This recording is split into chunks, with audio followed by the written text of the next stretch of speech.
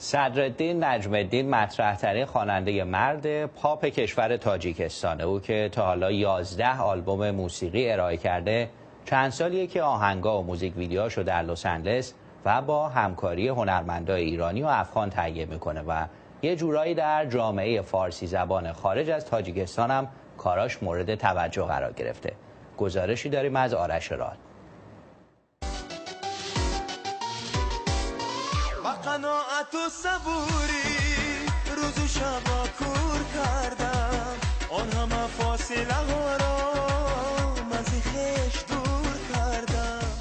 صدرالدین نجم‌الدین از پرطرفدارترین خوانندگان موسیقی پاپ تاجیکستان است و بسیاری او را بهترین آوازخوان مرد صحنه پاپ این کشور می‌دانند.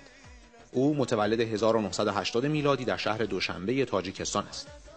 4 سالم بود که شروع کردم به خواندن و همش تو خونه میخوندم و همه رو اذیت میکردم با صدام و همش فامیلام، مادرم، پدر میگفتن که این خواننده میشه انشالله. یه خواننده داشتیم ما زمانهای قدیم تو تاجیکستان، اسمش بود کرامت الله قربان و من خیلی فن این خواننده بودم و شروع کردم از آهنگای خوندن از کوچکی. تقدیر این بوده که خواننده شدم و خدا را شکر امروز برای همه عزیزان خدمت میکنم و خوشحال هستم که اونا رو دارم.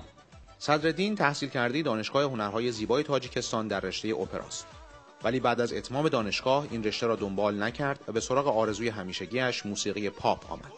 من موسیقی اپرا واسه اون خوندم که اونجا میتونی تجربه خوانندگیت خیلی خوب بشه و بلد بشی خوندن. واسه این من تحصیلات کردم تو موسیقی اپرا.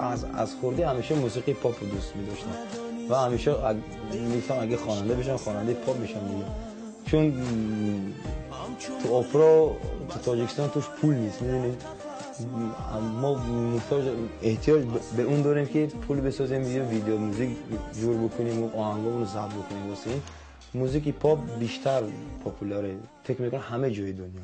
تو نوشتی نامه‌های از جدایی، خواندم و دانستمت که بی‌وفایی، هرچی بود از دل جدایی. صدرالدین اولین آلبومش را در سن 18 سالگی با نام عشق تو به بازار موسیقی تاجیکستان وارد کرد که در عرض مدت کوتاهی مورد استقبال فراوانی قرار گرفت.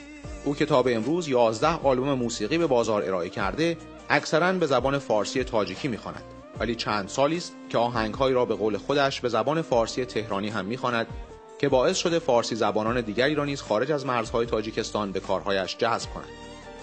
فکر میکنم اینقدر فرقیت زیاد بین این دو لهجه ها نمیبینم، چون یکم مشکل اینه که اینجا انگلیسی زیاد حرف